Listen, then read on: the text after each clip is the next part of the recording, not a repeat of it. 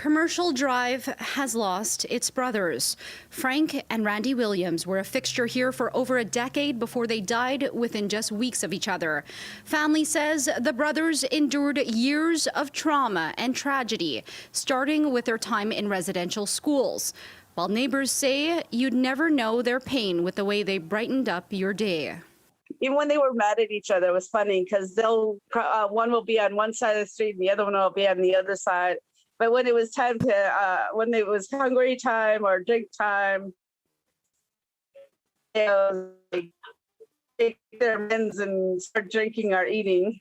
They never stayed mad at each other that long. Frank, whose family calls him Sonny, and Randy, known around here as Danse, were a Housed First Nation members who were taken as children to a residential school in Tofino.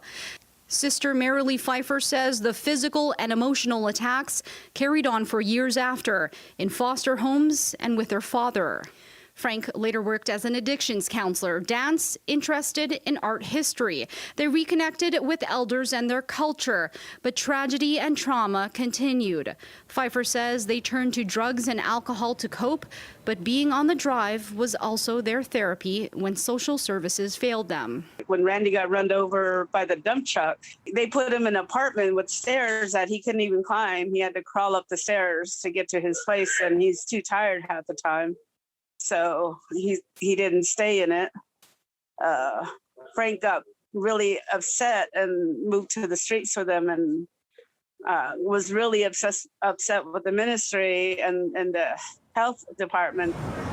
Their heartbreaking journey led them here in front of Home Hardware, where they were welcomed by the owner and community about 15 years ago. But at just 50 years old, Frank died on April 1st. His sister says he unknowingly smoked cannabis with fentanyl.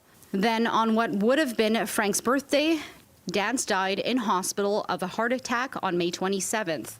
He was 49. Are now being honored by the entire community. They are always wanted to make people happy, to share their stories, especially with their art. They want to share why they do what they do.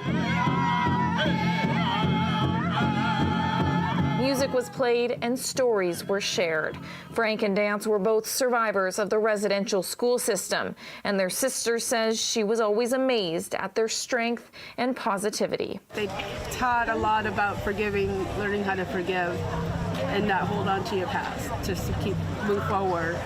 Put your past in your past and move forward. Melanie Mark, the MLA for the riding that includes Commercial Drive, says she loved running into the brothers and having a laugh. I know why they sat on the streets. Not everyone knows why. They also had homes, and they told me where their homes were, and they loved their homes, but they loved sitting on the drive and harassing people like me. Melanie, what are you doing? Get over here.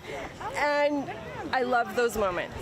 And I'll cherish those moments. So this is really not surprising. Of course they spoke to everybody on the drive. You know, I mean, I knew that he knew just about every dog's name that he, you know, if I was talking to him and puppies would go by, he'd say the dog's name. So of course he knew their owners. Frank and Dance's family were overwhelmed by the number of people who came out to show their love and support for their brothers. To see this support is very appreciative, very nice. There are plans to erect a permanent plaque to memorialize the two brothers who spent so much of their time meeting new friends outside the Commercial Drive hardware store.